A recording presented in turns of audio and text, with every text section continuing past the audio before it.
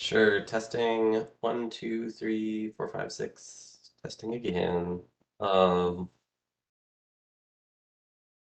County, Jerry OJ. Harbor County, Angie Stenson. How was that?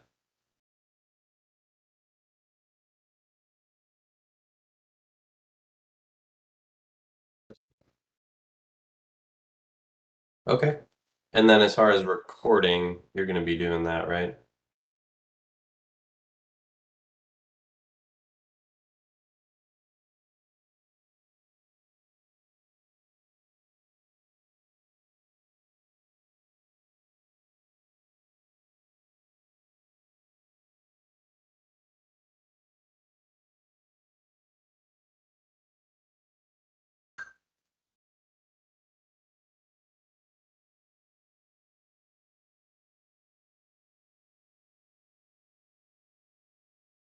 Sure.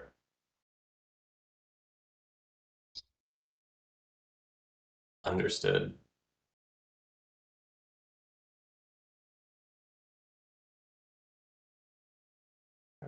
Thanks for hopping on a little early.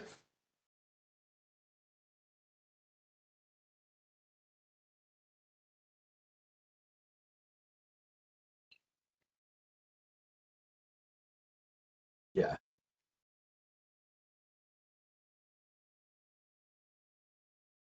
Hmm.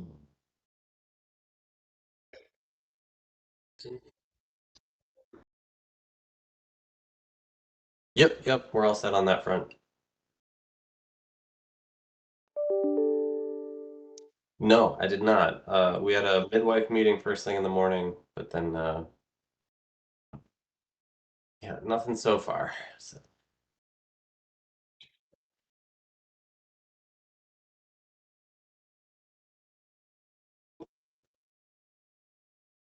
thank you. And hi, Kenton. Are you all set on your end for note taking? Anything you need? We are live streaming at the moment, so I'll be all good. I got everything. okay.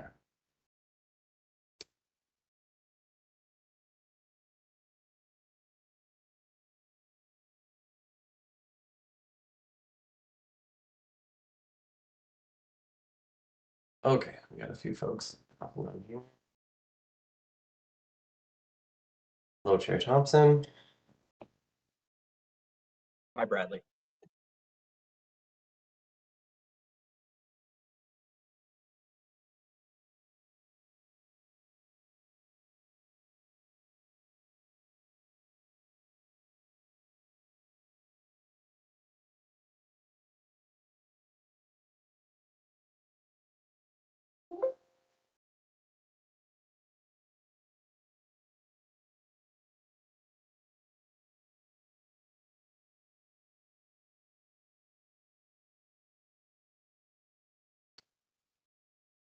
Jody, are you here representing MnDOT Metro District, or will Aaron be hopping on?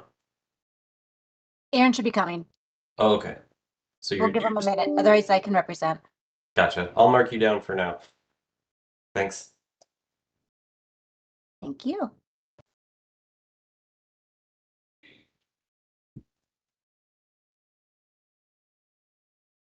And John Sass, same question for you. Will Gina be showing up, or are you representing Dakota County for this meeting? She will not be showing up. She might show up today, but I'll be representing them. Great, thank you. I'm going to be moving up your way in just a little bit here. Where at? Apple Valley. My folks live there. My wife and I are moving in with them before finding our own place up in Minneapolis or St. Paul. I'm down in Rochester right now. I moved a different direction. I moved up to Lino Lake, so Nice. I went north. Don't tell Anoka County that, though. We're gonna stop plowing that side of the county. Thanks for letting me know that. It's just a small sliver over here. And Joe, so you're here with Anoka County. Is Jerry going to be showing up? I think so, yep. I know Okay. he was getting out of another meeting. All right. Thank you. Yep. We got a lot of new folks who I'm not used to taking roll with since TAC members are also going to be here, so not recognizing all the names.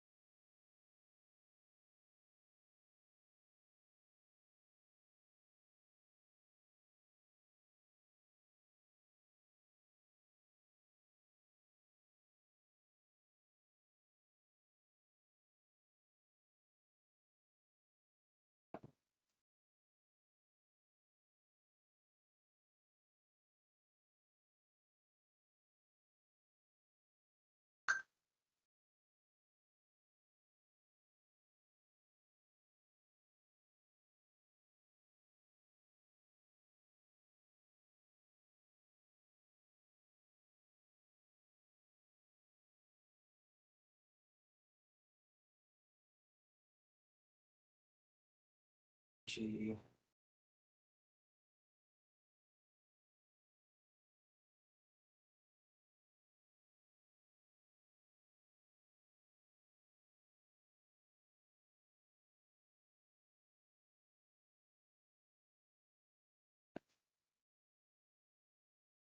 Start in just a minute here.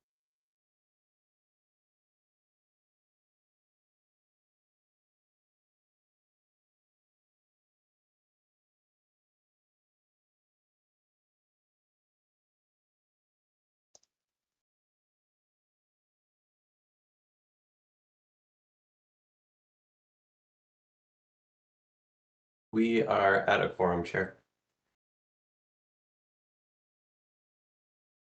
All right, thank you, Bradley. We'll go ahead and get the TAC FMP meeting started today. As you all know, originally this meeting was to be canceled, and then Vinny Hager, the chair for TAC, wanted us to meet with some of the new legislation that came out regarding active transportation, which I think is a great discussion topic. But we will just also to note, we do have not only FMP members, but also all the TAC members were invited as well to be part of the discussion under the informational item. So first, we will look at approval of the agenda. Do any members have any changes to the agenda? All right, seeing none, we'll move on to the approval of the May 18th minutes. We'll need a motion and a second on this item. Any discussion? Asheville and Maple Grove move to approve. Thank you, Ken. Paul Lee, Lakeville, seconds. All right, thanks, Paul. We have a motion and a second. Any further discussion? Seeing none, please vote by roll call. Anoka County, Jerry OJ. Aye. Carver County, Angie Stenson. Aye. Dakota County, John Sass. Aye. Hennepin County, Jason Piper. Aye. Ramsey County, Scott Merrick. Aye. Scott County, Adam Jessen. Aye. You. Washington County, Maddie Dahlheimer. This is Lissa Leitner for Maddie. Aye. Thank you, Lissa. Bloomington, Carl Keel. Eden Prairie, Robert Ellis. Aye.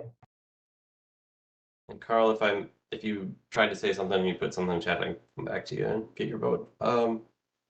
Fridley. I think Brandon. Brandon Brodegg, aye. Thank you, Brandon. Lakeville, Paulomi. Aye. Maple Grove, Ken Ashfeld. Aye. Minneapolis Engineering, Katie White. Yeah, this I. Plymouth, Michael Thompson. Aye. St. Paul Engineering, Ann Weber. Aye. Scott Shinowiak, Metro Transit. Aye. Suburban Transit, do we have Heidi or Vicky on?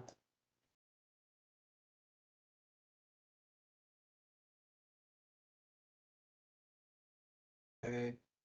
DNR, Nancy Spooner Walsh.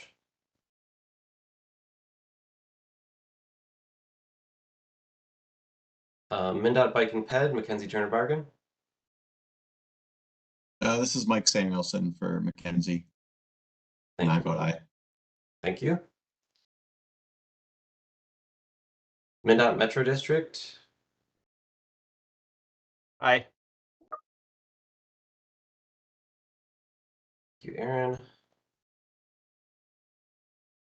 MnDOT State Aid, Colleen Brown. Aye. MPCA, Innocent Ao.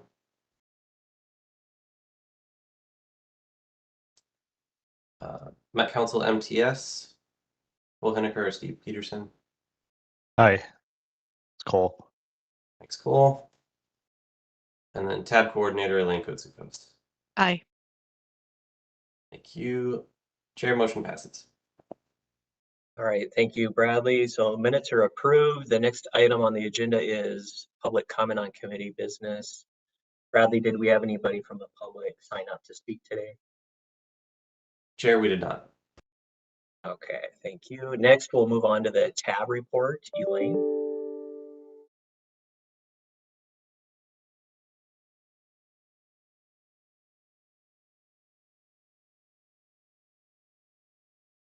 TAB has meeting next week. So typically TAB will meet the day before funding and programming. So we don't have any additional report from last meeting. Okay, so you got cut off there. So generally no updates, Elaine, is what you're saying? Correct. TAB will be meeting next week. Typically funding and programming meets the day after, but with the change of the way the meetings are set up with the weeks, TAB will be meeting next week. So there's no report from the last meeting. Okay, great. Appreciate that. We'll move on then to business. We have no official business items today. So we'll move to information. And this is the active transportation funding discussion, which we want to make sure is interactive and people weighing in. But I'll turn it over to staff to go through the presentation before we get into detailed discussion. Yeah, thank you, Mr. Chair. And since we are canceling the July 5th TAC meeting, that's in part why we did invite the TAC members to be part of it. And we do want to make sure that TAC members feel free to be part of this discussion, ask questions, just like a regular member here, since we are in the information portion of the agenda here. So timely topic. And since we're about to approve the regional solicitation, we did want to have this meeting. That's why we, through TAC executive, wanted to come back and make sure we talk to the technical folks here on this topic. So one of the biggest changes that came out of the session, at least from TAB's perspective in the short term, was that part of the 3/4 of a cent sales tax is allocated directly to the TAB for active transportation projects. So that amounts to about $24 million per year that we will be collecting to use for active transportation. And we've got 3 pages here in the info item, and our thought was to kind of go through firstly what's in the language, see if people have questions, then talk about some of the changes that we're proposing to this 2024 regional solicitation. And then we do have 6 questions on page 3 here that we want some technical feedback on. And this month it does work out quite well. The TAB is about a week later because we'll be able to take this specifically to TAB executive next month if there's any technical feedback or consensus that we hear from the group here. So first and foremost, on this page 1 of the attachment that was sent out, the 24 million is about 5% of the share of the 3/4 cents that goes to transit. And you'll see the stipulations in here, and a few things to note. Start just like the rest of the sales tax. Collections start on this October 1st of this year, and that's part of the urgency of wanting to start using it on actual projects and get it into the solicitations, because the money is going to be starting collection this fall. So if you wait till the 2026 solicitation, suddenly you've got $150 million sitting there, and we do want to start using that money on projects as intended with the legislation. So in the paragraph B here, Transportation Advisory Board must establish eligibility requirements. Process must include a solicitation, evaluation, prioritization, including technical review, scoring and ranking, project selection, and award of funds. That sounds a lot like the solicitation we've all designed here. To the extent practical and subject to paragraph C, the process must align with the procedures and requirements established for allocation of other sources of funds. So our reading of that is that most, if not all, of the procedures and requirements in the regional solicitation also should be requirements for this funding source. The legislation also zeroes in on a few key points, and that's starting in C here. There's 7 criteria that must be included for use of active transportation. Again, active transportation in the regional solicitation would be 3 categories. That would be the multi-use trails, pedestrian facilities, and safe routes to school. So under that bike ped modal categories, the 3 categories we're talking about here for active transportation. So in reading through what has to be in the criteria for selection of this $24 million a year, our reading of it was that all but 2 of them are currently in the criteria or rules or qualifying requirements. So the 2 that at the staff level, we believe that we need to make additions to the existing packet would be number 1 and number 2 on that list. So the first one is the project's inclusion in a municipal or regional non-motorized transportation system plan. So that's slightly different from the qualifying requirement that we currently ask, that the project has to be in either a study or the need has to be identified in a study. So that could be kind of a corridor study or a localized plan. In this case, the legislation is saying it has to be in a system plan. So number 2 on here is the extent to which policies or practices of the political subdivision encourage and promote complete streets planning, design, and construction. So there's a lot in that one sentence, and we thought to best cover ourselves that we are meeting that intent, we should have an additional qualifying requirement that asks that, with that exact language, that people fill in the blank for the extent to which their policies or practices encourage complete streets planning. 3 through 7 on this list, again, we think are all covered in the solicitation. Things like connections to other destinations, barriers, safety, equity, the ability for a grantee to maintain the active transportation following project completion.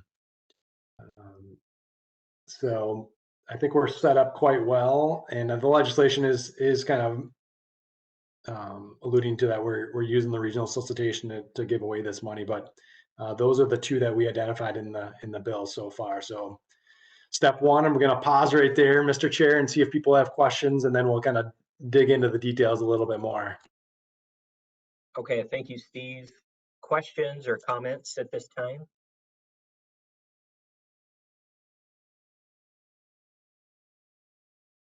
This is Lisa. I have some pretty big comments, but I think it makes more sense to just keep going, and then I can follow up at the end. Okay.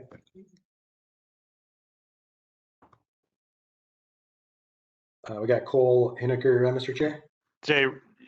Yeah, Mr. Chair, if I can, I probably should know this, Steve, but do you know if municipal is defined in state law? Because, you know, we have parks agencies, we have transit agencies that apply. So is it, would their plans meet that requirement? Because I don't know if they define regional either, so.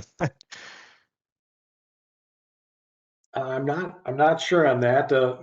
If anyone else on the line here knows if municipal is defined somewhere else, yeah. And in the next page where we talk about the specific plans that we've thought of that would meet the intent of municipal or regional, we'll kind of go through that. And if people think that there's others, or we should kind of dig further into the intent, Elaine? we can do that. Yeah. Elaine, you got Mr. Chair, I think Elaine, Yeah, my thought was typically in legislation, there's a definition section, so we can take a look to see if municipal is defined. Okay. Good. Thank you there. I'm sure it is. Now on to page 2 here. So what we did was we took a look at the existing or the application for the 2024 regional solicitation. Hey, Steve? And we said, what changes do you think that we need to make to that application before it's finalized by TAB in July here to make sure that we at least have the ability to give out some amount of this active transportation funding. So in our research and kind of going through all the legislation and such, this is what we came up with, and we think it's not very much to sum it up. We think there's just a couple small changes that need to be made. The first paragraphs would be in the introduction document, and that would lay out the basis for the funding, how much money it is, what categories. Again, that's multi-use trails, PED, and safe routes to school would be the categories that would be the only ones that we could apply this money to. Then paragraph 2, we start talking about the amount of money. Again, it's being collected October 1st. So we would focus this money on projects that could be delivered sooner than that, particularly in fiscal years 2025, 26, and 27. The rest of the solicitation is in 28 and 29, but we might have to use this active transportation sales tax funding on those years as well, but a preference for near term.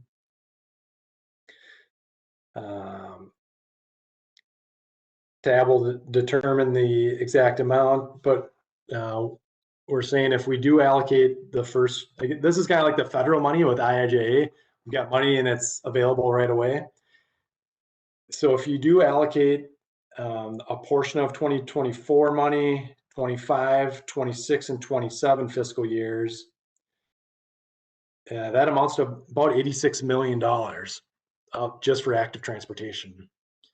Assuming that you'll want to keep some reserve in there, maybe 85 to 90% in reserves, given that there might be some fluctuation in the funds. That's how we came up with 70 to $80 million based on that 86 million.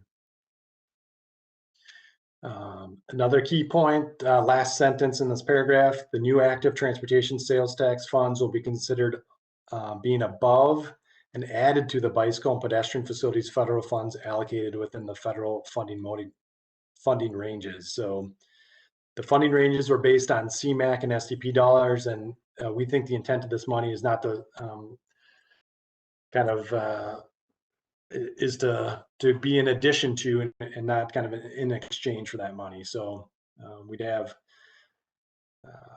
say we go to the midpoint for bicycle and PEDs with the CMAQ and STP dollars, and that's around that 15% times 2. So say we're at roughly $30 million of federal funds going to bike PED, plus this, let's just say 70 million of state funding in active transportation dollars. You could be looking at a total for bike ped that's surpasses $100 million for this next cycle. Last cycle, you may remember we put a bunch of carbon reduction money and then went to the top of that modal funding range for bike ped. So we funded kind of a record amount for bike ped, and we still only got to 18 out of 49 projects in that multi-use trail list. And in adding up the unfunded amount from last cycle, there's still another $80 million, even though we funded, every safe routes to school, every pedestrian facility, and put a chunk of money into multi-use trails. So the demand is likely there to get you above 100 million of project requests that come in the door. So it's not unreasonable to think we'll have that many projects in this area.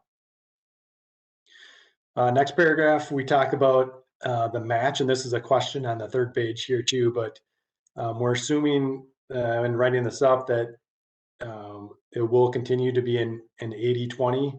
So 80% would come from the state sales tax, or the state funding out of the metro sales tax. 20% would come from other funding sources, which could include federal funding sources out of the regional solicitation. So that's an open question. You could use this sales tax money and fully fund project requests at 100%. And the reason we didn't put that in there is because, and that's getting into the next paragraph here, is what we do with the rest of the federal funds is we pick projects, and then after the fact, we assign federal funds to them, CMAQ, SDP, or other things.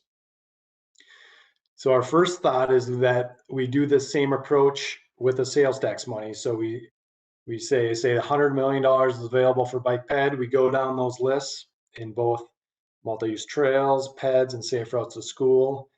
And then after we get done with that final selection of both the sales tax and the federal funding, say it's $100 million, then we go back and assign the money, which projects are going to get federalized and get federal funding, and which projects are going to get the state money.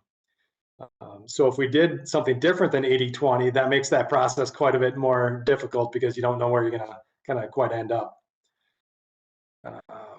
So how would we, given that scenario, how would we decide who would get federal funds versus who would get state funds? So the 2 bullet points here are the way we proposed it. Number 1, we'd give a preference to projects that indicated an earlier program year was feasible. Again, and that's in part because we're collecting money starting right now. So if projects can get out the door and we can show the state legislature that we're using that money for projects and getting those benefits to the general public for active transportation, we think there's an advantage to doing that. So that's the first one. Number 2, a priority would be given to smaller projects. So this would probably tend to lean more heavily on the pedestrian facilities and safe routes to school project application categories. And the reason for doing that is because, as many of you know, it is more difficult to federalize projects. So if you have a small project and even $1 of federal funds is on it, it federalizes it. And so to keep those projects out of the federal process, especially small ones, given the extra work and time and requirements with the federal funds, we think there would be an advantage to focusing on the smaller total project costs, which would lean again towards pedestrian facilities and safe routes to school. We're not going to have $70 or $80 million of those types of projects, so you will get a lot of trail projects too, but we'll kind of start picking them off the ranked scored list based on size and projects that can go earlier. So lastly, and then we'll get into the questions here, Mr. Chair. This is what we're proposing. This is the real substantive change to the actual application, and this would be in the qualifying requirements. And there is specific questions in the qualifying requirements for each of the different modes. And if you kind of go back to that Word document that you approve for public release, there are requirements specific to each mode and sometimes specific to each application category. So this would be in the bike ped only, you would see this. This wouldn't be This would be an optional checkbox that says, if you want to be considered for those active transportation sales tax funds, number one, you need to be in a municipal or regional non-motorized system plan. We talked about that before. The types of plans we've come up with, and we want your help on this. Safe routes to school systems plan. So not just for an individual school, so that'd be the nuance there. It'd have to be a safe routes to school system plan. And I'd think of that as multiple schools. Specific bicycle or pedestrian system plans. We think as part of your comp plans, you are required to do a future bike plan. So we think a lot of these bike projects, if they're shown on that in your comp plans, would count for this. And then on the regional level, for regional system plans, we've come up with the Regional Bicycle Transportation Network, RBTN. Again, most of our bike ped projects in the multi-use trail are on that. The Regional Bicycle Barrier Study, Pedestrian Safety Action Plan, or if you are an American with Disabilities Act ADA Transition Plan. And so those are the plans we've come up with. Again, want some discussion there to see if we've kind of hit the nail on the head there, if there's others that you can think of. Number two, for projects to considered for active transportation sales tax funds, this is the exact language. Briefly discuss the related policies and practices that encourage and promote complete streets planning, design, and construction. So you don't have to check these boxes. You can still fill out the application without them and still be considered for the federal funds. But if you do want to be considered for this new funding source, you would need to check these boxes, and we will keep a tally of those as we're kind of assigning the funds at the end of the process. So now moving into the questions, and hopefully I can stop talking here in a second. And we'll pause after each one. So number one, and this is just what we talked about, are the two new qualifying requirements clear to applicants, or should any edits be made, including to the list of potential system plans? So Mr. Chair, we'll open it up to any comments maybe on this one first. Okay, yeah, thank you, Steve. Appreciate that overview. Before we get to these specific questions, I had 3 hands raised in this order. So we had Chad Ellos, Joe McPherson, and then Lissa Leitner. So we'll start with Chad. Any questions or comments you have? Yeah, thanks, Chair. In Steve's additional explanation, I think my question was answered, so I'm good. Thank you. Okay, great. Joe? Yeah, thank you, Mr. Chair. So as we're going through this, again, these are state funds versus federal funds. So as I'm thinking about this, and Steve, you mentioned, would we apply an 80-20 type principle to this, or would we do something else, maybe like a 90-10, like the HSIP, or would we do 100%? I'm kind of leaning towards that 100% since it's a state funded thing. And then second question to that is something we need to consider as well. Since this is included with the regional solicitation, or has a potential to be, are we going to impose similar type federal requirements to these types of projects? So what I'm getting at there is DBE requirements, on the job training requirements, because as it sits today, a lot of those are not supported by MnDOT unless there's federal money tied to it. So I think, and the reason I bring that up is we got to kind of keep it simple to get some of our smaller communities to bite off on some of this stuff. Thanks, Mr. Chair. Yeah, thank you, Joe. Steve, respond?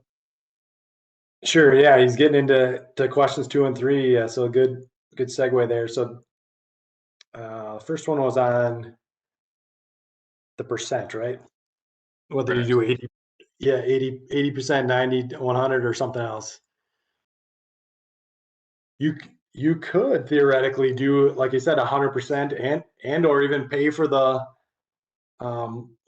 local match on the other federalized projects if you really wanted to. So there's a lot of ways you could approach this. If people wanted to do something different than 80%, then we'd maybe have to kind of rework the process, how we get there.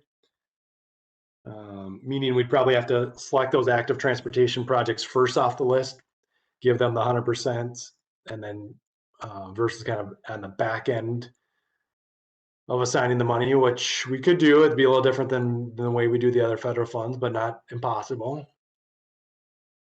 So want some more discussion on that one. This other question was on, I think number 2 here, are there certain federal rules that would not apply? And I think many of the, after project selection, and Elaine, you can chime in here too, I think a lot of those federal process questions that state aid would deal with would not be requirements here. Because that would be the advantage of having the state funds is different implementation rules. So that would be my reading of it, because it wouldn't, there's different rules for right-of-way purchase, for instance, that just are for federal funds. And I don't think we would need to do that, right? And especially, and I'm not sure how much of the types of projects being funded would need, if it's sidewalks and some trails, how much right away is impacted with this type of funding. And I do know, even if there's no federal DBE requirements, I think there are state ones. I mean, even Met Council has requirements. So I think that would be tied in anyway of some fashion. I don't know if it makes sense to have separate types of requirements if you're looking at completing your project. So if you're getting a project that's funded federally and another one's state, trying to keep track of, I mean, it's up to the applicants. Is that going to be an issue, trying to keep track of the differences of the types of projects? That's something to consider. Because there will be some type of DBE requirement if it's state funded anyway. Mr. Chair, this is Joe again. Just a follow-up question to this. So with that, I think when we're talking about the funding percentages and, is this part of some of those active transportation programs that are already in the regional solicitation? Knowing that it's state funds versus federal funds, I think is going to be a big determining factor for some of the agencies to apply. So if it's a non-federal program, they know what type of staffing load they're going to need, what type of staffing resources they're going to need. So they really got to be separate. I'm almost envisioning in my head that this is a completely separate, it's not tacked on to the existing subcategories. It's almost its own, so that it's, I see where Steve was going with that, and it makes a lot of sense to, you pick out the number of projects, you've got a bucket of state funding and federal funding, you kind of blend them together, but in a way they kind of got to be separate because you're gonna tackle these projects differently. So Joe, question, I mean, what if everybody applies, because they want to be 100% funded, and then you have all this other money in the other categories? That could work against you as well. I guess there could be some risk to that. But I think we're early on. I think there's a lot of questions, especially on the requirements of it being state money. Would it be like a city receiving state money where they just go through a state aid type process? I'm hoping that it is pretty efficient with this money, but staff, any thoughts on that regarding maybe having a separate category with this funding amount, especially if we have different local percentage match or none at all?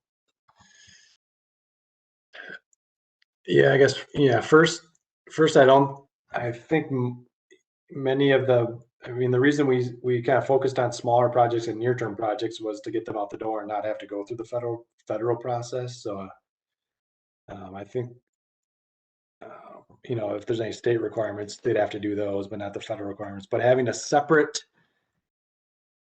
separate application, I think in our kind of several meetings that we've had on this, we think that would be trickier from a few perspectives. One would be, you need another set of scores. You have to go through all these processes a couple more times. We've got the framework set up now, and that if we can kind of think of some way to use the framework that we have, and the legislation does point to the framework we have, versus a separate process at a different time, we're gonna have to go through. You just think how much time and effort we put into the scoring committees and the if we have to multiply that by another 3, say, for active transportation, that's essentially the same criteria. It's tough. I don't know, Lane, what do you think? Well, part of it too is, I mean, it's doable, but there's complications. First is the timing. Do you do the active transportation, determine what applications are going to be like? Do we do it after? Then if someone applied for the solicitation, received funding, would they then not be, once they're funded, they're not going to reapply for the active transportation? Do you do them at the same time? Do you, I mean, we'd have to create a whole application to be approved so that they could be released at the same time. If you did that, then are applicants applying twice for the same projects? Are they modifying it based on the requirements? So that's the things that, as the technical committee, what are your thoughts on that? Is this going to make it more complicated for you doing it separately?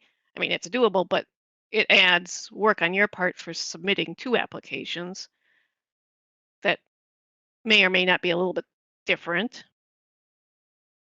Yep, Just more questions. Comments. We're going to go to Alyssa next. Thanks. I agree. I actually don't think we can have this as part of regional solicitation the way that this is being proposed for a few reasons. One is more just logistically. I don't know about other entities, so I'd be interested to hear from them. But if we are going through the effort to apply for a project in regional solicitation, which is significant, one, we're making the assumption it's federalized. So the question about small federal, large federal, like, is kind of a moot point. Is it nice to not be federalized? Sure. But if we're going through the effort to fill out these applications, we're making that assumption that that's going to happen. But the bigger thing is the funding year availability. Is that if the county is coming in with a project and we're thinking it's going to get funded in potentially 28 or 29, we likely aren't going to be close to ready in 2025, 2026, maybe 27. So that is, I think, a little bit of a false hope that you're thinking both about, like, when we're projecting out projects to apply for, we're thinking well beyond our CIP, not in our CIP. Another piece of this is that I actually pretty strongly disagree that the bill language works with regional solicitation categories and scoring. While there is some overlap in categories, the bill language says absolutely nothing about how much something should be weighted more or less. The 7 things they say are just all stated as fact of, like, you need to have these things. It doesn't weight safety, for example, as higher. Regional solicitation also has a heck of a lot more categories that are not in the bill language at all. And so I don't know how we can kind of defend back to the legislature to say, oh, these are the projects we picked, and we did use the things that you listed in the bill, but we weighted them and we rated them on many other things. And then finally, and this is where I think it actually makes your guys' process a heck of a lot more complicated to tie this into regional solicitation, not less, is that there are multiple components, like, we're almost in a protect situation, the protect funds. There are multiple components out of the roadway projects that would have active transportation elements, of which could be eligible and or compete well for this fund. So then now are you having applicants, stating on one of the, say, their modernization project that they have a trail or a sidewalk, et cetera, and then that should be considered. And so I actually don't think it's, I'm obviously not Met Council staff. I'm not the one running this behind the scenes, but what I'm envisioning is basically a solicitation that potentially comes out at the exact same time as regional solicitation, and that it is very simple.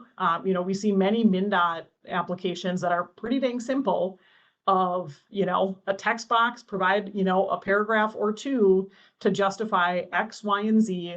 And then you have one separate scoring committee that scores those, or 2 separate that you break out the questions. And so it's ran in parallel. And so sure, maybe some entities will apply, gamble and apply for, say XYZ trail in both regional solicitation as well as active transportation.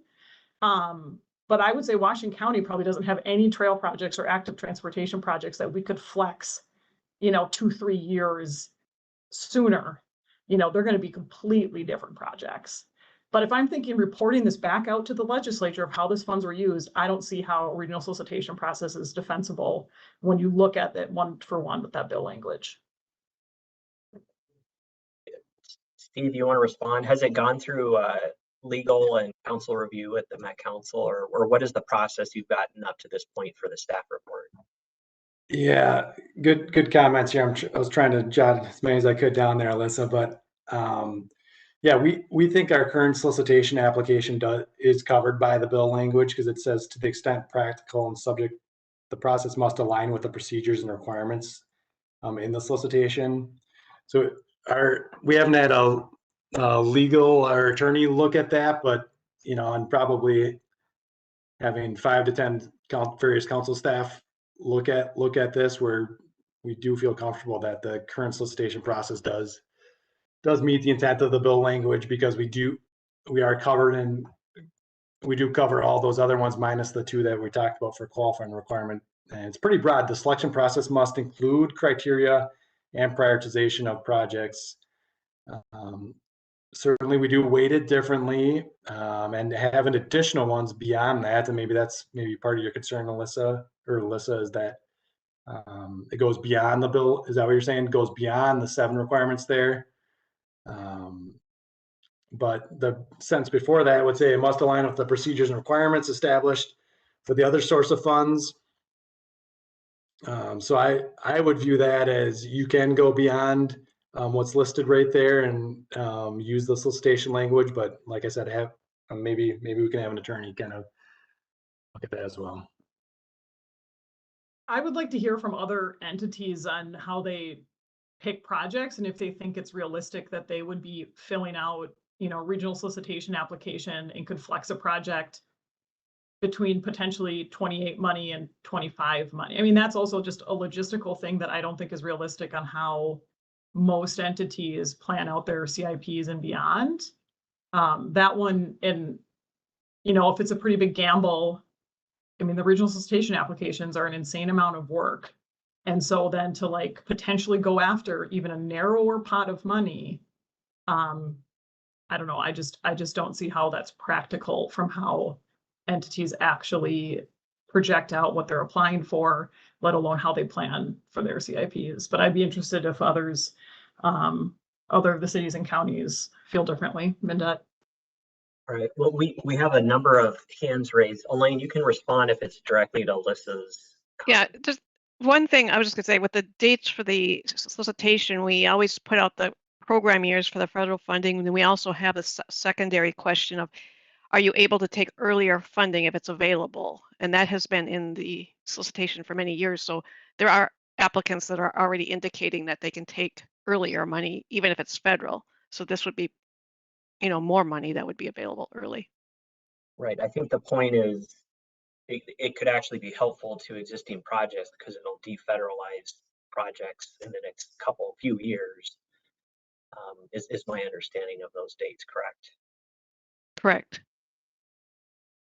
Yeah, and I imagine we still are going to fund if we went this way, quite a few projects in 28 and 29, which are the main solicitation years.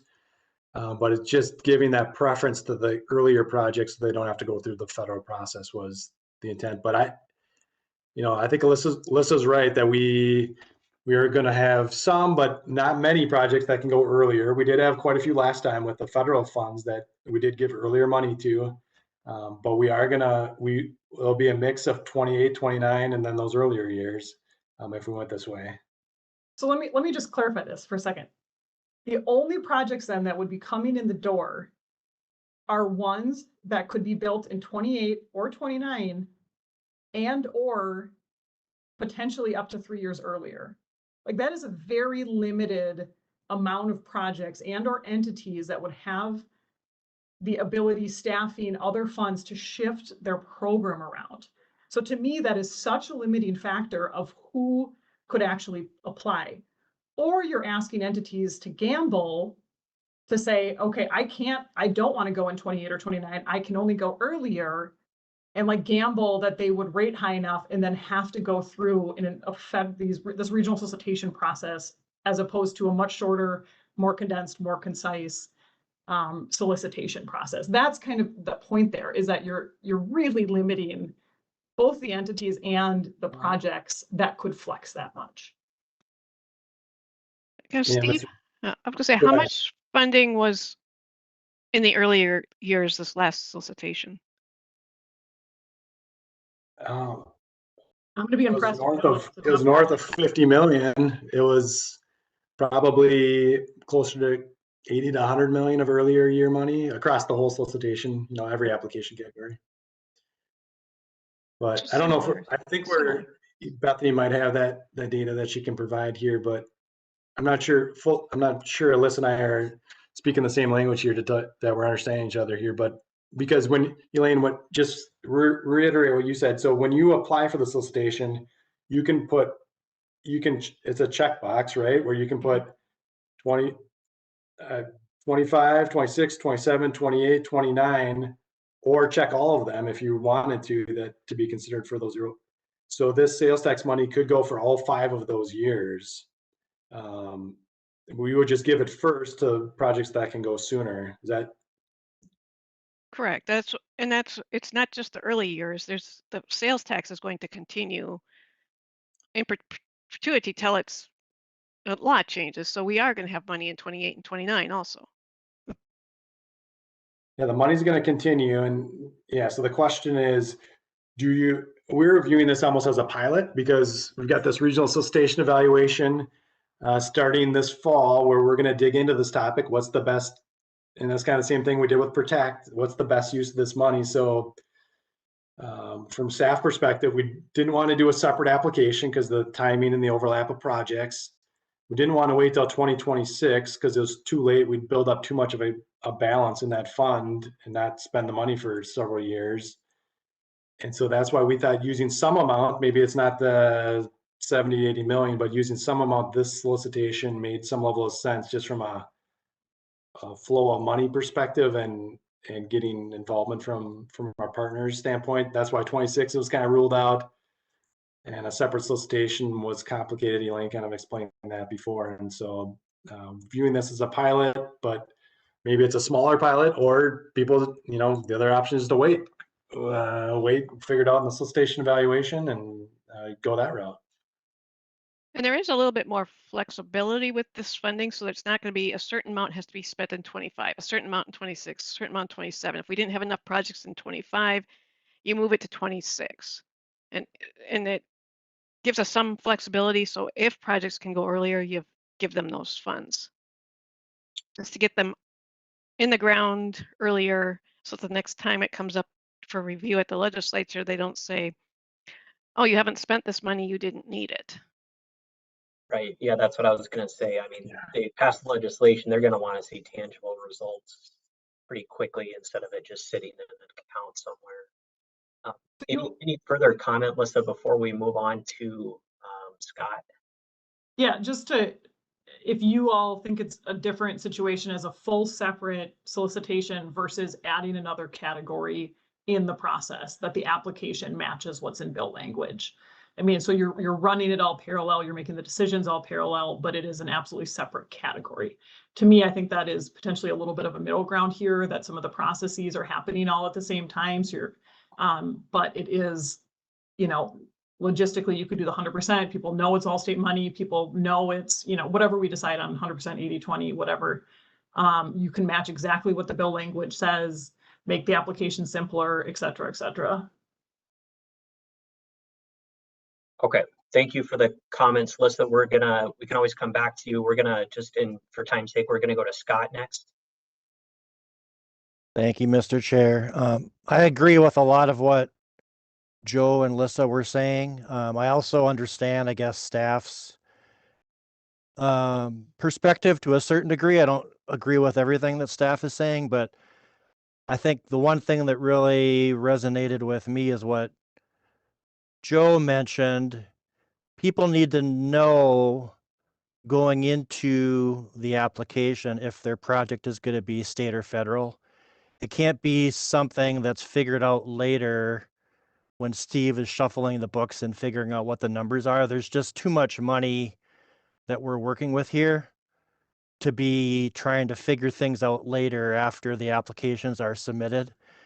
And it is a big deal if a project is federalized or if it's just state. There's a significant amount of resources that need to be brought to bear if a project is federalized. And when we're talking about municipal eligible projects, many cities do not have the resources, short of maybe Minneapolis and St. Paul, to on a regular basis work efficiently with federalized projects. And so that's another thing to be thinking about. I think the timing thing that Lissa mentioned is, so the timing of the state AT money is always going to be earlier than the regional solicitation program years. And so to me, that is really a game changer. And at a minimum, I think we do need to have a completely separate category where we prioritize the regional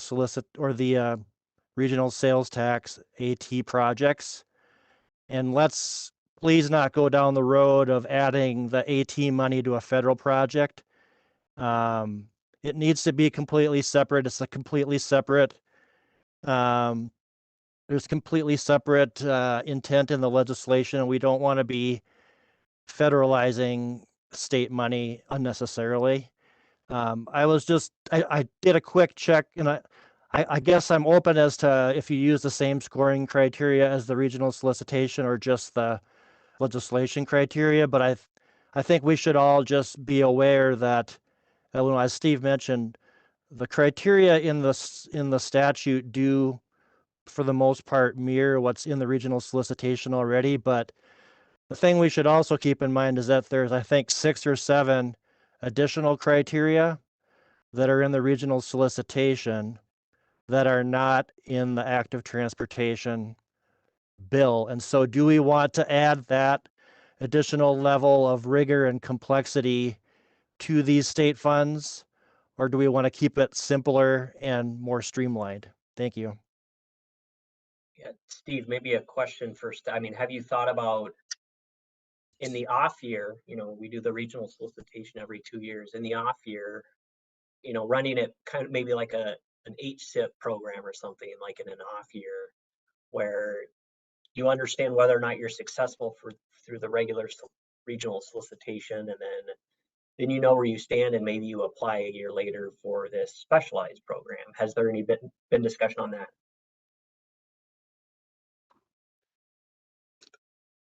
I guess we hadn't, Mr. Chair, we hadn't specifically discussed that, although that could be an outcome out of the regional solicitation evaluation, is a concept like that you do every other year opposite the solicitation, do something just for this active transportations. And so some of those details we'd probably wait till the consultants on board to dig into it, but that could be a result of it. Yeah. All right, Scott, any other questions or comments before we move on? No, thank you, Mr. Chair.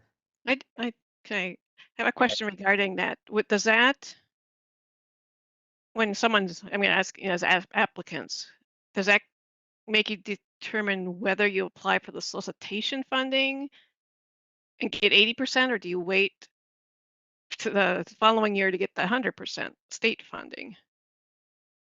Mr. Chair, could I respond to that, please? Yes.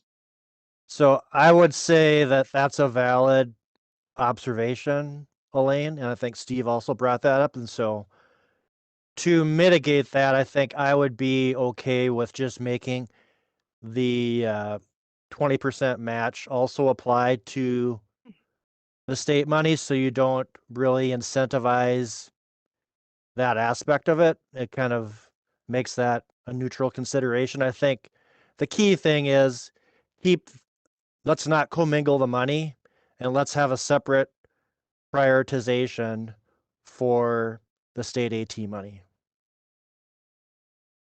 All right, thank you, Scott. John Sass, I know you've had your hand up for a while. Yeah, Chair, part of the concern with Dakota County is that, of like the 67 million that was in the multi-use trail last year, Dakota County had 6 applications, got 0. 6 applications from cities in Dakota County, got 1 project for 419,000. So of the 67 million, Dakota County got 0.6%. It's so heavily skewed towards urban density that Dakota County and Dakota County City stand no chance of getting it. So we would much rather see a separate application that is more geographically balanced. Right. Great comment, John. I know number 6, the legislative criteria is geographic equity and project benefits with an emphasis on communities that are historically and currently underrepresented in local and regional planning. So that maybe that does lend more of a focus on the outer ring cities and counties, perhaps. So maybe another reason to perhaps look at it a little differently than with the regional solicitation. Steve, or Elaine, you got a response to John on that? I'm not, I guess we have to figure out what's the difference on number 6, like you mentioned, versus our equity question currently, or the criterion. Yeah, Number 6 talks about regional balance or geographical balance as well. Yeah, it says geographic equity and project benefits with an emphasis on communities that are historically and currently underrepresented in local and regional planning. So yeah, I guess that after reading that again, that probably does tie into the current solicitation. I was just reading that a little differently, I guess there is some subjectivity in it. Yes. All right, so we have Jason Piper and then Kyle Svoboda. Thanks, Chair. Kind of one of the things that's continued to stand out for me is the level of funding that's coming in for this. I think I wrote down it's 24 million per year. So that's like a colossal amount of multimodal funding, which is excellent.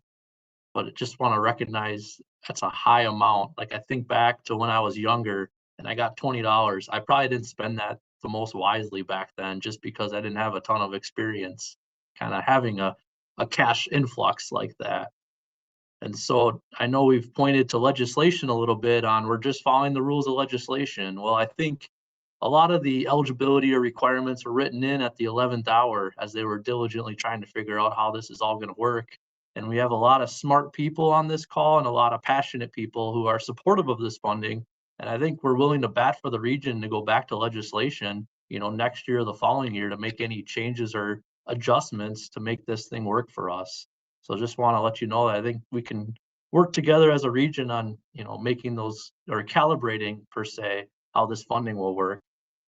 To Alyssa's point about, how agencies are going to attack this or position ourselves, right now in Hennepin, we're kind of shifting everything towards project delivery. It seems like we want to strike now while the federal and state funding skillets are hot. So we're putting more staff towards design and construction administration to get projects out the door and implemented for the public to benefit. So definitely going to feel a little bit strained kind of on the grant writing or long range planning effort. So hopefully we can kind of make those things easier rather than more difficult for us. And then lastly, I saw this come through. It's 25 million per year for active transportation. And I seem to remember that I think MnDOT has an active transportation program solicitation. And so just wondering if there's time for the region to do a peer review of that to kind of see what those, solicitation criteria are, what are those requirements and whatnot. And I think we just got the awards through that. And I want to say there was about 80 applications statewide, but they only awarded 9 projects. So it seems like it might serve as a good kind of proxy or case study to review. I think one of their challenges was there's only maybe 3 or 4 million available statewide, but definitely seems like they have a good sample size and a couple of cycles under their belt. So just my thoughts for Hennepin. Yeah, great. Yeah. Great comment, Jason. Yeah, at MnDOT, Rajmi Brewer's group, yeah, they got the first projects out the door through that smaller legislative earmark. Like you said, it was a few $1 million. I, along with a handful of other people, sat on a kind of a sounding board subcommittee as they put that together. So, you know, maybe there are lessons learned there on how that went or what the criteria are as we look at this further, especially if it's run as a separate solicitation. So great comments. Appreciate it. And hopefully with that $20 you got when you were younger, you bought some of those Pokemon cards that are worth like $1 million today. Yep, right. Either that or Bitcoin. I guessed wrong back in the day. You're 0 for 2. Yeah, and Mr. Chair, maybe just a quick response for the next question comes up here. We did we've had several conversations with state aid on their program. I have all their documents. And they will be having another solicitation this, I believe, August. The time frame and the amount, again, is small, $5 million, but it does increase to the order of 20 million a couple years down the road here. So they also received a sizable increase in that active transportation statewide funding pool. So they'll be continuing that process there. And I think then it goes back down to $10 million a year, but they do have a near-term bump here where they'll have additional money too. All right, thanks. All right, Kyle. Thank you. I agree with the comments on having a separate process, let everything's clearly known, whether it's a federal or state project, in hopes that the smaller entities can participate and have eligible projects like Lissa and other folks have said. Just a question on number 1 regarding the municipal or regional non-motorized transportation system plan, and whether it would be possible to just remove the words municipal or regional and have the words non-motorized transportation system plan remain, so it's not as ambiguous on who gets to apply necessarily. We obviously want a system plan in place for this. And my own opinion is a 90-10 ratio makes sense. 10% allows for additional projects to get funded by the program, and 10% is not unreasonable for a local share.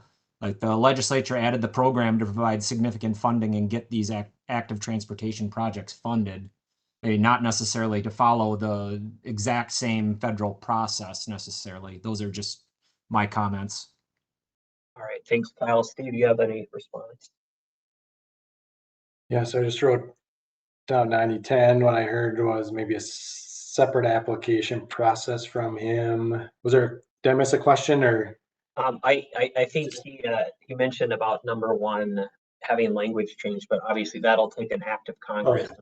I don't think that'll be possible, but I think the legislature writes these things probably to be more ambiguous in some cases. But, yeah. Okay. Anything else, Kyle? Nothing else from me. I mean, with the amount of money that was included, it's a significant amount of money, and that the goal of the legislature would be to make things happen. I would think based on that, and to not have us bog projects down and be really restrictive on who can apply or who is going to willingly apply for something like this. Like Lissa had mentioned about realistically who's going to be eligible or what projects are going to be able to get going under this program. All right. Yeah, thank you for those comments. So then we have Cole, Angie, and Lissa in that order. So Cole. Yeah, my question is maybe a kind of a brainstorm question. There's a lot of active transportation in this bill, not just to the council. I think there's even more money for active transportation going to the counties out of this bill.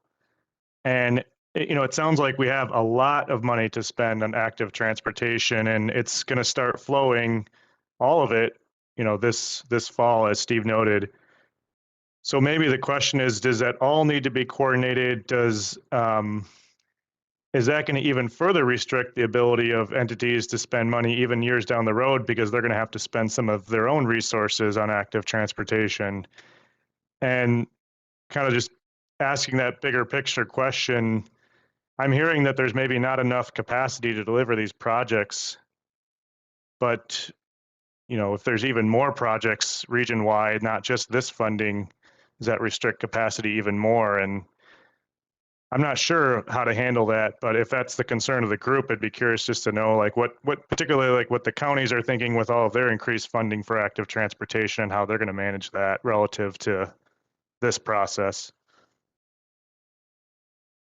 And I don't expect they have an answer because this is all new to a lot of us, but just kind of maybe raising that as a rhetorical question.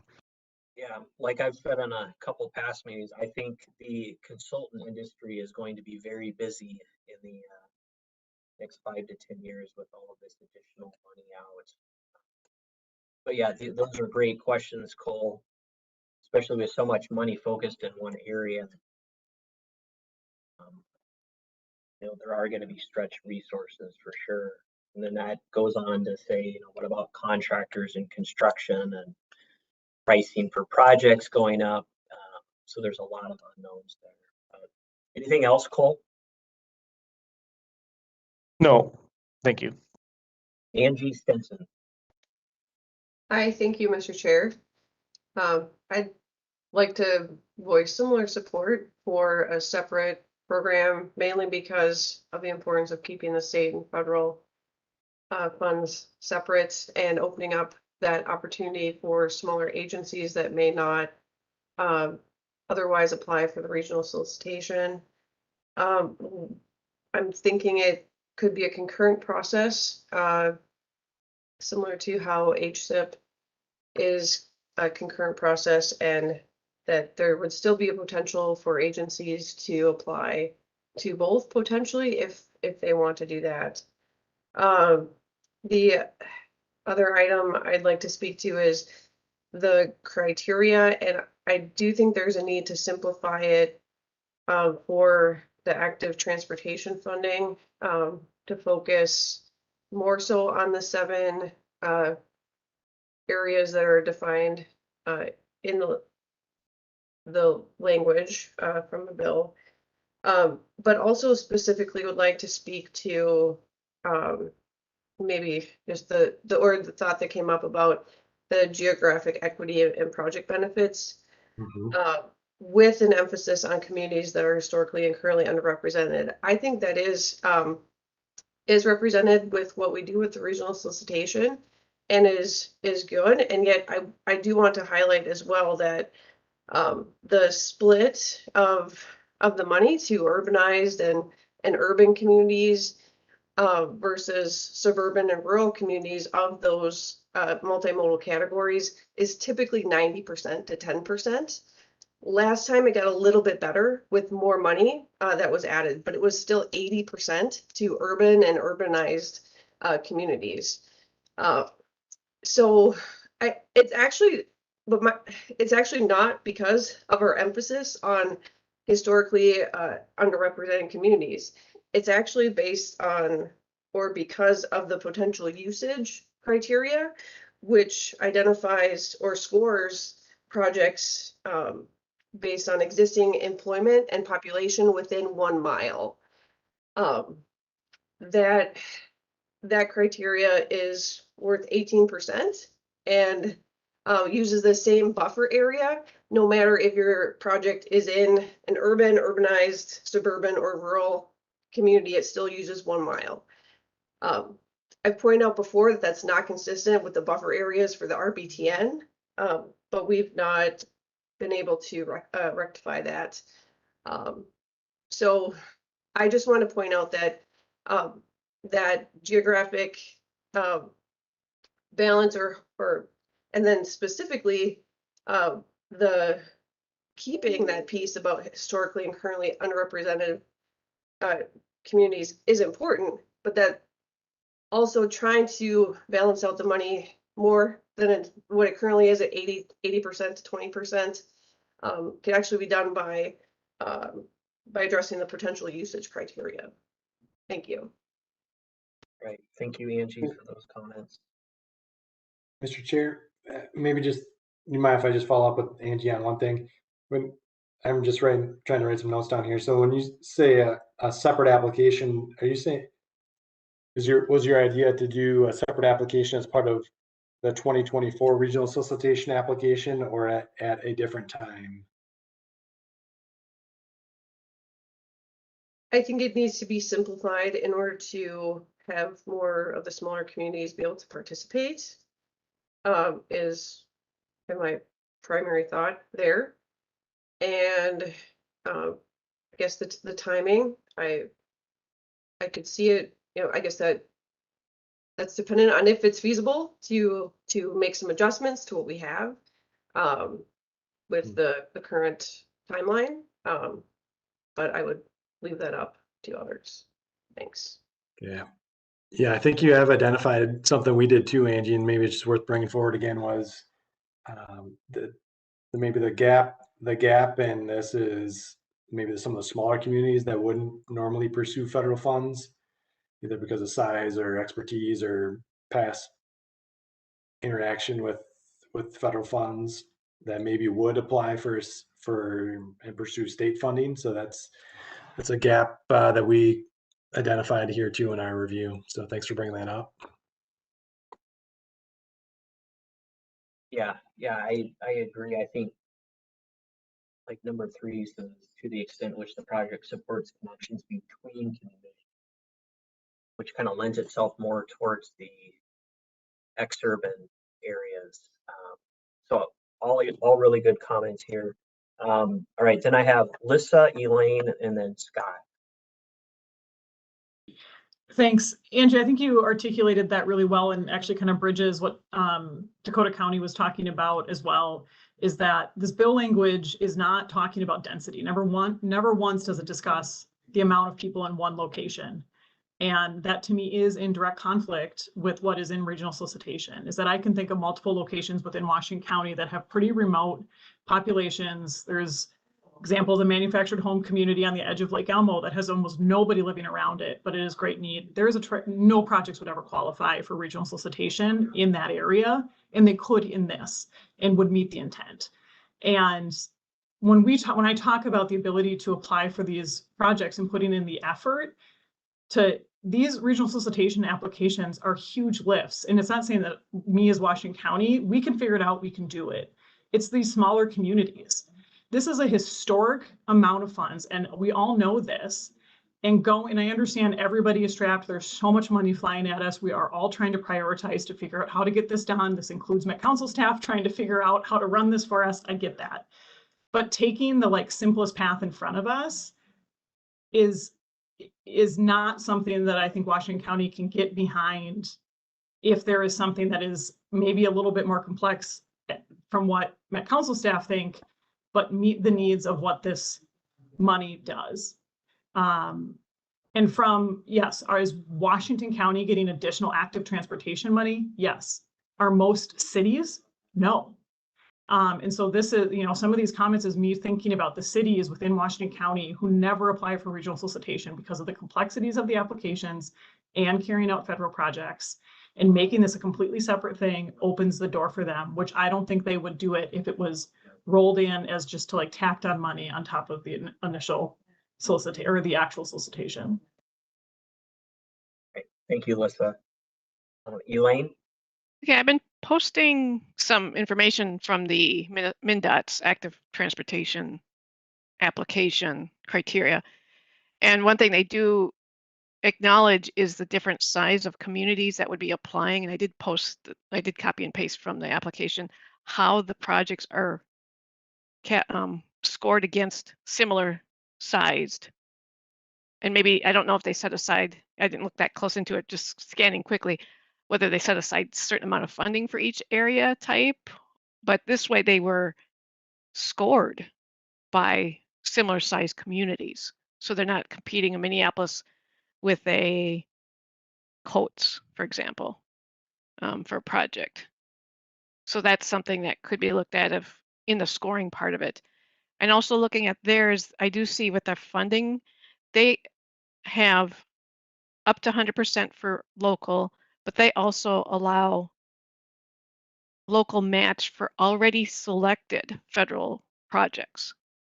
So if you received an example would be as if you applied for regional solicitation funding, you could then come in and apply for this active transportation funding and use that as part of your local match. So they allow that in their application. Yep, thank you for that information, Elaine. Hopefully members on the call today can look through some of the more detail that MnDOT in their process. But yeah, I think they tried to put cities in buckets where they're more competing against similar type entities. Great point. Scott? Thank you, Mr. Chair. I guess a couple points. It sort of feels to me, and I guess staff haven't really said this directly, but part of the motivation for just having all of this integrated into the regional solicitation is maybe a staff resource issue. And I guess I would just make a plea to the group, let's not make a bad decision because we don't feel that we have enough administrative support to facilitate the correct process. That's point number one. Point number two, I guess, would be that I think there was a comment made that the counties are also receiving AT money, and how are we handling that? That's also true, but we're also not a regional agency that needs to facilitate a regional solicitation for our funding. We're integrating the funds into our county program. So I don't know that that's necessarily a relevant observation. I would also like to hear from either MPO staff or MnDOT. I believe MnDOT State Aid might be on the call. Who is going to administer these dollars through the project development process? Thank you. Staff, do you want to respond? Yeah, thanks, Mr. Chair and Scott. Good questions there. We're still working through who will administer the projects. We've had several discussions, as I've said before, with state aid, and the guidance is changing a little bit. So if you look at the exact bill language,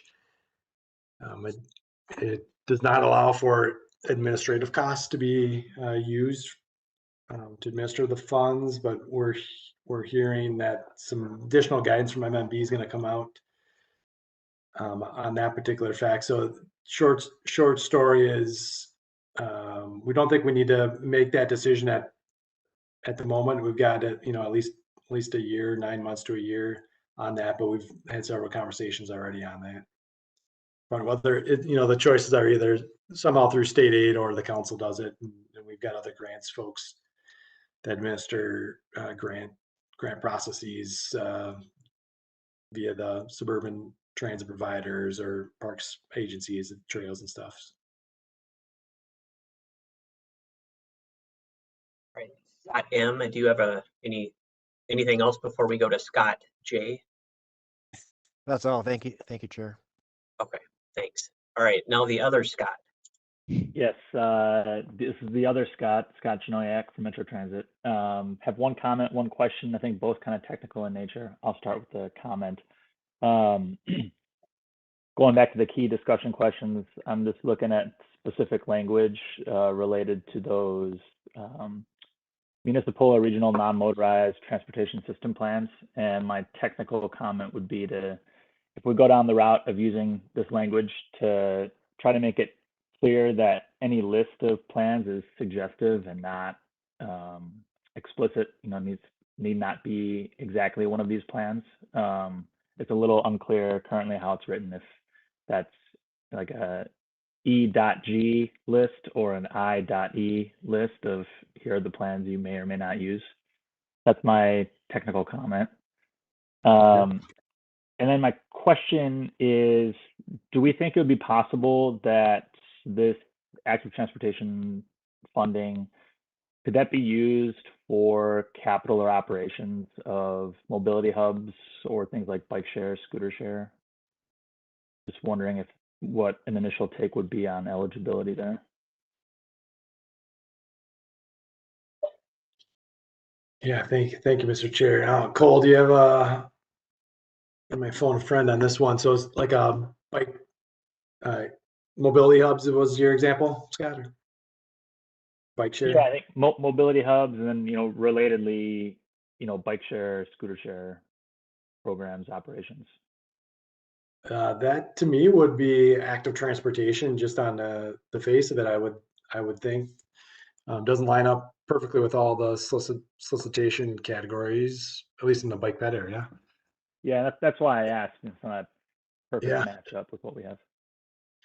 Yeah, but certainly as we dig into this further with our consultant study, we'll be able to look at the gamut from non-infrastructure types, active transportation, and smaller scale investments or shorter term things too would be part of that discussion.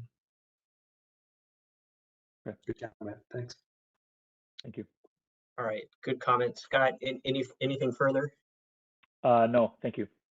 Okay, thank you. All right, then we had Katie White. I took myself out of queue. You can go to the next person, Michael. Thanks. Okay, thanks, Katie. Cole, back to you. Yeah, just to respond to Scott quick and build off of Steve, I think part of that is the long-term thinking. As Steve said, this was intended to be a interim solution for these funds and maybe exploring some different uses and even a different structure through the original solicitation evaluation is the long-term plan. I guess one of my comments, just to want to respond to Scott really quick, I think an influx in regional funds, regardless of which entities they go to, has to be factored into our decisions here at the TAB. That money is a regional sales tax that's being filtered down to various entities, Metro Transit, the TAB, the counties, and we should take that all into account when we're thinking about, to Lissa's point, maybe the cities are the ones who didn't get as big of an influx of revenue. And we may want to even set up this account, with set-asides for certain types of communities based on that. So I just think longer term, we should take some of those into account. And that's why I said we need to think about that big picture. The issue that, I don't know, Steve, if you want to speak to this, but I think the bigger issue on the timing is if we wait, we're going to accumulate a lot of money.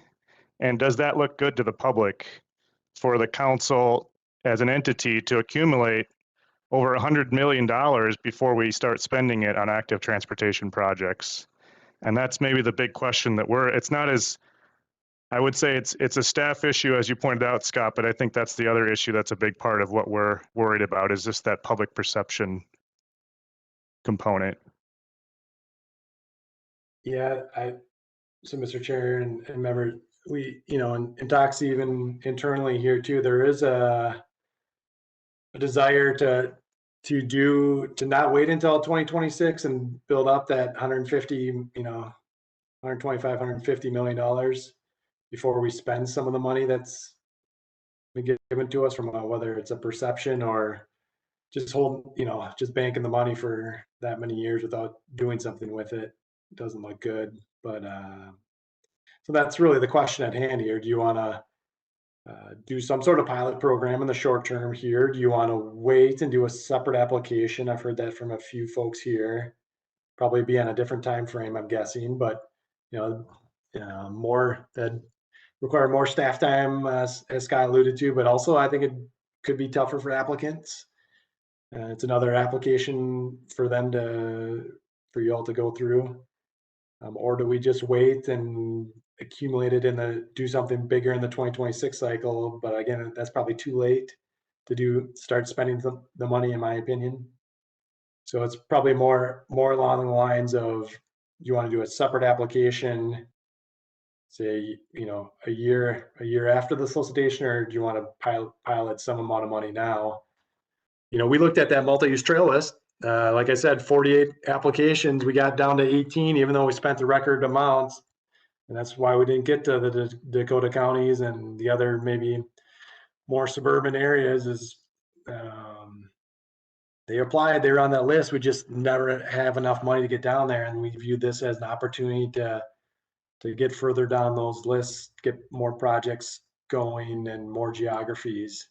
Lots of ways to do that, as we've talked about here today, but we keep going back to the list keeps getting longer and longer in that multi-use trails category, and maybe the money's getting concentrated a little bit more at the top of the list. So yeah, we can go to the next few people here, but what I'm hearing is I think there's a desire, at least in the long term, to create its own program or solicitation. Whether or not that runs concurrent or in the off year, I think that's up discussion, but it seems like the majority of at least the commenters today would like to see kind of a separate solicitation and maybe look at what MnDOT's doing and how they got to where they did in their process, because that is state money and what strings are attached there. So there could be some similarities to build off of. I also hear at the same time that staff wants to do maybe a pilot to include it with the solicitation in 2024, just to get money out the door while this other process is developed. So what I'm hearing, Steve, is if we wanted to do a separate, smaller not a smaller, but a different solicitation to put together the scoring and the criteria and getting subcommittees together, would that not be possible to do in tandem with the 2024 solicitation? Do you think we wouldn't have enough time to do that? I mean, it's probably what, 9 to 10 months we would have to look at that. Yeah, if you wanted to do a separate application that just focused on what's in the legislation, I think that would not be possible as part of the 2024 solicitation. Because in July, TAB is approving that, and that open application period will be September to December of this fall. So I think we would not have enough time to do it concurrently with this solicitation if we want to do a separate application. I think that'd be too quick. Okay. Yep. All right. We have Lissa and then Elaine. I mean, I just want to be clear here that we're not asking to hold this money for years to let it build up. I mean, that's absolutely not what I'm requesting. I think what we are requesting, and I would actually like to hear if there's other people. Obviously, you've heard a lot of loud voices, myself included. I mean, if there's folks that do feel like what is being proposed here today, obviously with some input that is needed, is something that would work with the pilot or not, would work with this money.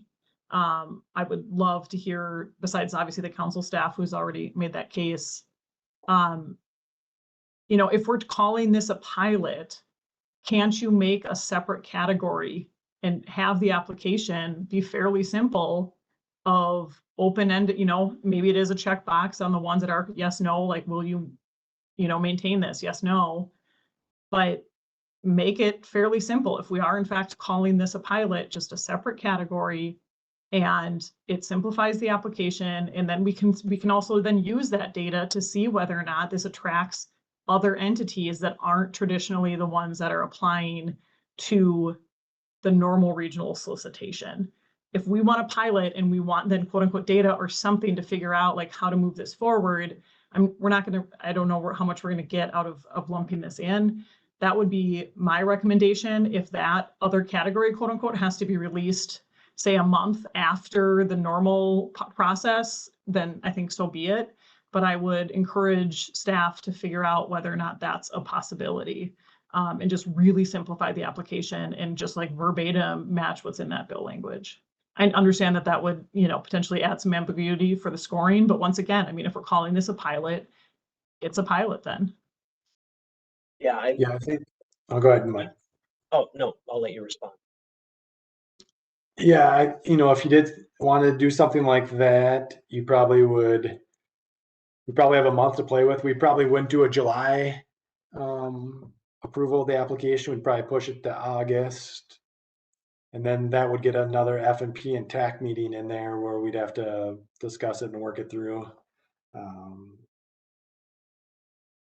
So maybe I'm rephrasing here a little bit, that maybe that is possible if we delayed the approval to the August TAB meeting. And maybe that, Elaine, maybe that's why you were raising your hand too. I don't know. No, I had another option. So, Okay. just to follow up on Lissa's comment, I mean, you could almost, so obviously MnDOT, Rajmi Brewer and her group for active transportation, they ran a $3 or $4 million program. They were just given, tens of millions of dollars more. So assuming the legislature thought they did something right, I mean, if you look at the link that Elaine sent out, I mean, they do have notice of grant opportunity and what is included, who qualifies, the eligibility, what needs to be submitted.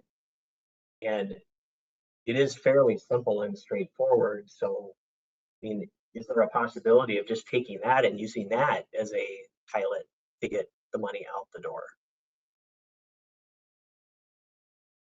Yeah, that's that we'd have to take a look at that to make sure it still follows the same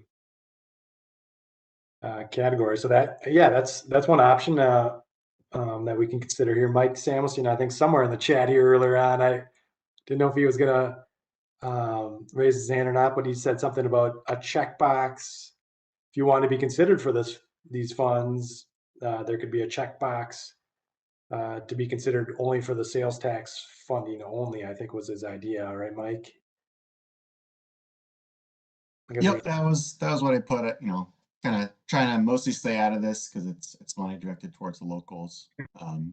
But it seems like maybe that could get at some of the the efficiencies of keeping a single application and some of the divisions that I think a lot of folks have mentioned so far. But anyway, take it or leave it. Thanks. So that would, go ahead. Sorry, Elaine. Go ahead. well, that will segue into what I was going to say. My brainstorming comment is a possibility of adding a second budget cost sheet. So you would have your federal cost sheet, and then you would have if you were going for the active transportation, you check that, you'd have a separate cost sheet for that, but then use all the rest of the application. Would that help? Say that one more time. So you do have a separate. So currently we have a cost sheet wherever your applicants fill in the cost for all the items. So if we added a second cost sheet that would be used for active transportation funding. So if you check the box that you would only want to be considered for active transportation funding, yes or no, both, you could check both and fill out both worksheets, for one if you're going federal and one if you just only want to be considered for the active transportation funding. Would that make it easier? That way we would know if you only fill out the active transportation 100% funding, that's where you'd get, do we score them against only those type projects? I mean, that's getting a little bit more complicated as I speak, but I started out simple and it's getting more complicated. Yeah, and I think, I mean, what I've heard, at least from the louder people or the more outspoken people today, is that perhaps the scoring criteria does need to be pulled out and separated from the current regional solicitation process. More focused on the 7 items that the legislature outlined. I think it does focus more on maybe some of those other entities that are not receiving active transportation money through the sales tax per se. But Lissa, your hand is up. I assume you have a response on that. I think that solves one small piece of my issues. It doesn't simplify the application to open this up to other entities who typically don't apply, and it doesn't solve the issue of more closely mimicking what's in the bill language, by avoiding, the 1 mile population issues, etc.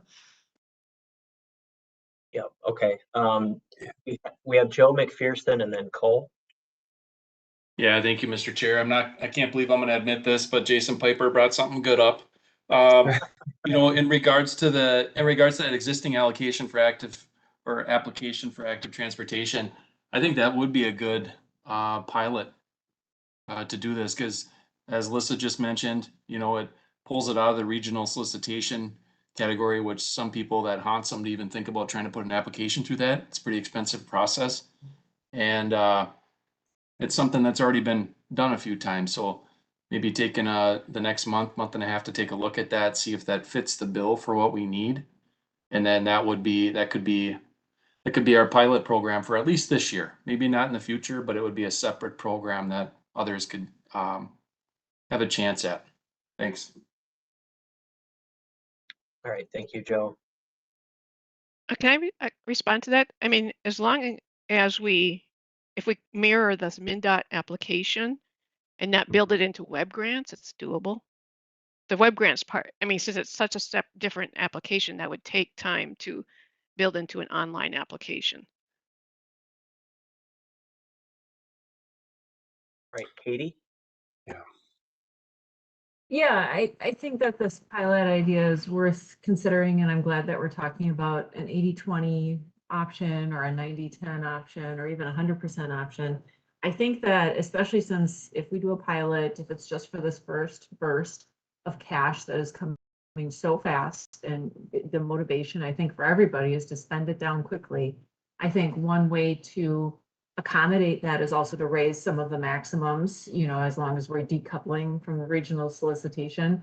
I think that some of these application areas could be raised, specifically the safe routes ones. But that's all I had for today. Thanks. Thank you, Katie. Steve Peterson? Yeah. Yeah, so I think there's, we'll have to get back at a staff level. I'm just trying to summarize kind of what I've heard here, and you did a good job on that too, Michael, but people seem to want a separate application, maybe do a pilot, but I think at the staff level, we have to see if what could be done in the short term, either using the state aid application that's already been developed or using these 7 criteria. Some would be checkboxes. We still have to score it though. So we'd have to probably pull in those scoring measures, which are already in the solicitation, and people have vetted those, and those would be how projects would be scored here. So that, you know, if we didn't touch the measures and just use the measures as they exist, but focus on these 7, either as scoring measures or the first, you know, some of them are more probably requirements, just check boxes. You know, there's a chance we could get that done in time. You know, as we kind of think through it, but I want to check back with the rest of my colleagues here too to make sure everybody agrees on that.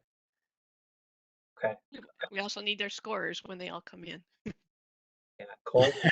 Yeah, I mean, I'm just going to build off of what Steve just said. My main concern, so having produced the unique projects, which we won't reflect on right now, but that was basically creating a new funding program. You know, that took us 4 months to do, with meetings every 2 weeks with policymakers and technical staff. And that is very qualitative, and people don't like it. A lot of applicants say, or not applicants, a lot of people say there's not enough rigor around it. It wasn't reviewed enough by local partners. And so my concern would be putting together something like this and not putting it out for public comment, not giving some of those smaller cities a chance to review it. I agree, Steve, if we can use most of the same stuff we have, it might be doable. But if we're going to have to put together scoring guidance for some of that stuff, that's going to take time. And I think that's the kind of information that applicants should be able to review before we put this out. So just kind of like, you know, throwing a little bit of a wet towel on the idea you could move this quickly without a really robust process that we're all so proud of running through the TAB and TAC process. So I really think that, you know, the underrepresentation of small cities, even on this group, is something we really need to think about when we're trying to pull together this next step. Yeah, Cole, what are you doing for the next 4 months? Right in the TPP. Yeah. All right. So let's go to Scott Merrick and then back to Steve. Okay, yeah, sorry, I'm probably one of those overspoken people, but this is an important topic. I don't think that we need to be, you know, we don't want to be delaying this for 5 years and have $500 million sitting in an account that we can't really be accountable for. And I don't think we need to necessarily get this done in 2 weeks either. There's probably a middle ground. I don't know that this necessarily needs to be in alignment with the regional solicitation that's going out in September. If we feel that we need to vet this a little bit with the public and be thoughtful with what we're doing, but being thoughtful doesn't mean that we need to have an overcomplicated application. I think what I'm definitely hearing loud and clear is that we want a separate process. We don't want to commingle the state funds with the federal funds. We want to make it easy for the non-traditional applicants to apply, which the current regional solicitation process, and this isn't any dig to the staff, but it's definitely not an easy process to apply. And so the way that we can do this is, I guess what I'm suggesting is that it could be an off-year solicitation that uses the MnDOT central office application process, and that we could recommend to TAC and TAB that the pilot program follow the MnDOT process, and that the application be in the off year of the regional solicitation to allow staff time to manage the process. Thank you. All right, thank you for those comments, Scott.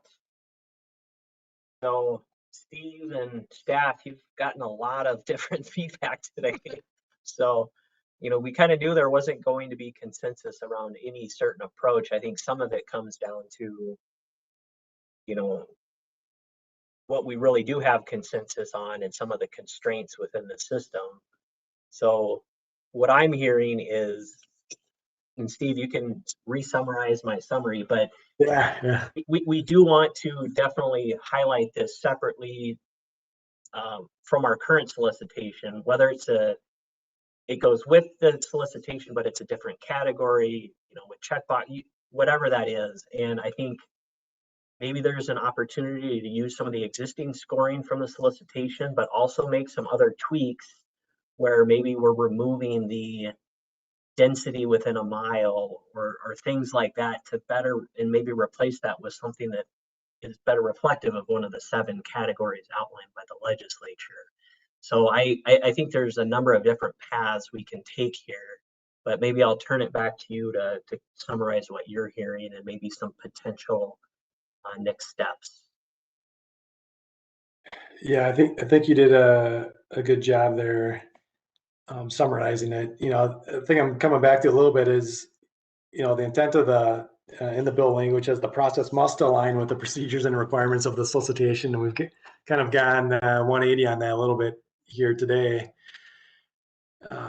So I think having some tie to the solicitation is kind of clearly the intent of the money, but maybe not full throttle is what I'm hearing from the group. So I think we need to think about from the timing is the biggest thing, I guess, from a staff perspective on does this get incorporated in some fashion in the 2024 cycle or do an off year type program? That seems to be a near term question that we'd want to answer. Either we have to hurry up or we have a little bit more time to kind of vet some things here. But sometimes when we hurry up to it, we get ourselves in trouble too. So if you rush something through, so that's I think Cole was kind of saying a little bit of that too. If we go too fast and people don't have time to think about it, that's when we get ourselves in trouble.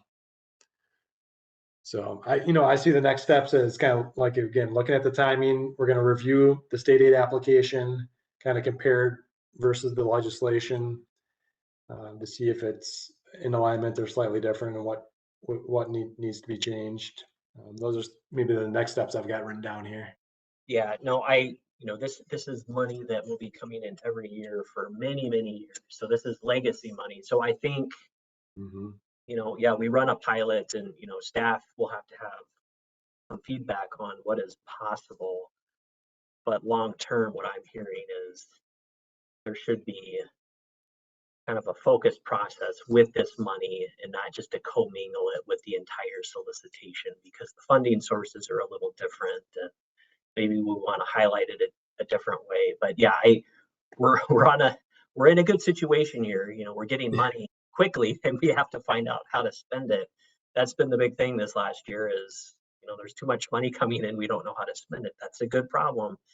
So I think if staff further takes the information today that you've heard, looks at a few different options, maybe the pros and cons, and we get a little closer on to what we're going to do. But I think the first year, my idea is maybe this rolls out in 2024, somewhat with the solicitation in some manner, whatever that looks like. But then more long term, we have some sort of a process further vet that. And my hope would be we could make a decision on what we're doing next year sooner than later, and then establish some sort of outline or public engagement process on how we're going to develop the long-term solution or solicitation.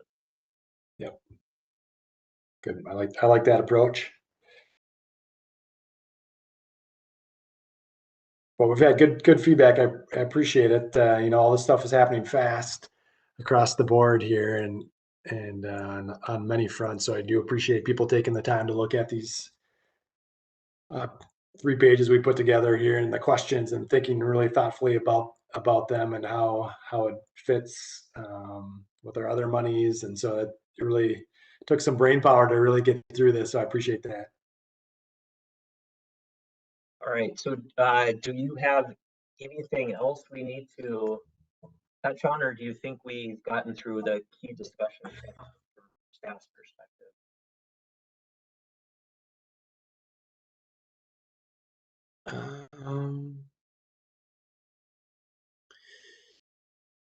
Yeah, you know, the number 4 on the list, we did receive some differing opinions on, and if we do something quicker, we'd have to zero in on whether it's kind of 80, 90, or 100% of funding. But if we do push it off to be more of an off year type thing, then in that case, we'd have time to maybe vet that more. But I guess that'd be one thing to think about too in the weeks ahead for folks is what's that funding split? And if we do a separate application, would you want to, in that case, just do 100% or something less to get more projects?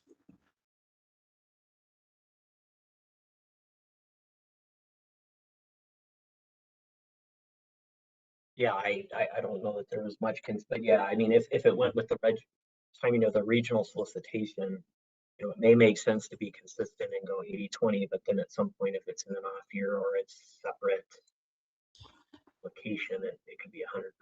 So I don't know the answer. I mean, we've heard 90-10, we've heard 100%. We haven't heard 50-50, so we've narrowed it down. So you know, at least 80-20, all the way up to 100%. So I think we have a pretty good range to work with, and I don't know that that's going to dissuade anybody from applying for money. You know, let's say in the pilot year it's 80-20. I think you're still going to get projects that want to apply. But yeah, we need further discussion on that. I had a comment too. We're looking at the state one. They allow applicants who've received federal funding to apply for the local match part of it. So if a project's funded through the solicitation, again, follow the same guidance of they could apply for their local match through this funds. Yeah, so they could apply for their 20% is what you're saying for their local match. Yeah. So that would have, so I guess my question for staff, so that assumes they're already funded in the regional solicitation from a past solicitation, and they would just be applying for 20% match for a funded project. Is that what you're saying?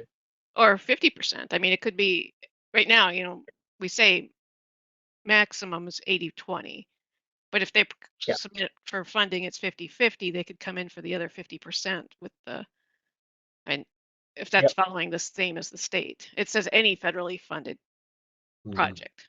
Yeah, no, that's a great point, Elaine, and maybe that helps with some of those higher dollar cost projects to getting more money into those projects with our existing caps and the regional solicitation. But you can always supplement it with this money. So if you get 2 million for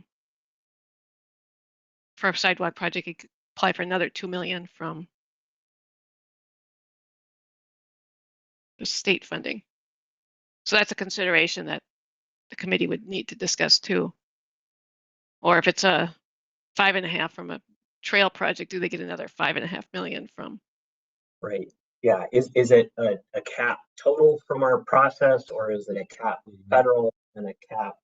Yeah. So these are some questions we need to wrestle. Yeah. When you separate them, then it becomes a project could get double funded. Right.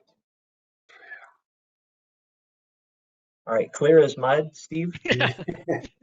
No, but we got several next steps here and some good discussion to bring back, even to TAB executive next week. So I guess more to come, I think, but this is a good initial discussion. Yeah, so Jenny made us hold this meeting. So is she gonna hold the meeting right after 4th of July, or what's going on there? Okay, any other business that we need to discuss today? Cole, I did want to, or any more on this informational item, Steve? I guess last chance here. Not for me, no. Okay. All right, so other business, Cole had reached out before the meeting. Cole, you wanted to quickly give a reminder to the group on the TPP? Yeah, more just a heads up with TAC and F&P being combined that next month at the TPP Technical Working Group, which is a reminder is TAC planning plus additional organizations, we're going to start talking about the initial drafts of goals and objectives for the TPP. Shortly after that, we'll start forming policy work groups, and then we're going to start reviewing chapters at that group, or at least conceptual chapter information in September. So a reminder that the TPP is going to that group more or less exclusively along with the policy advisory group. And so make sure that you're coordinating with your member of that group. And we've been reminding them to make sure to share the information with their agencies more broadly as they get it. So just like kind of a heads up that we're really getting into the bulk of writing the TPP and starting to review it with that working group. And so that's going to be coming everyone's way, and we're going to try to space it out over about 6 months, so you'll have plenty of time for each document to review. There's a lot of chapters though, so more or less a warning, I guess, for everyone here. All right, thank you, Cole. Appreciate that update. Do any other members have any business that they would like to discuss before we adjourn today?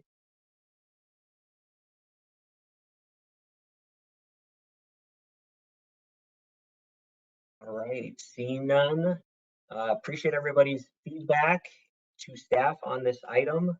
I thought it was a great discussion, and we'll continue on, and then it'll be interesting to hear what TAB thinks of the discussion and our feedback and kind of the direction they go as well. So with that, it's 2:50. We are adjourned. Thank you, everybody.